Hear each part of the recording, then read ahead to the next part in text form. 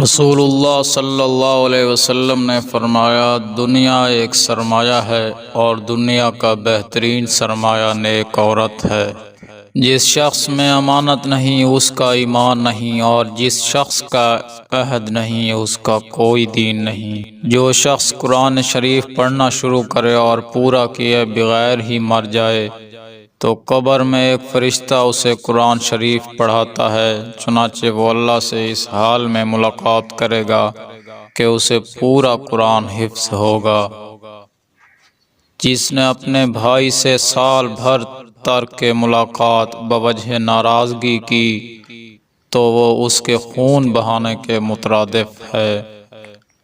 رسول اللہ صلی اللہ علیہ وسلم نے ارشاد فرمایا، موت گھبراہٹ ہے، جب جنازہ دیکھو تو کھڑے ہو جایا کرو۔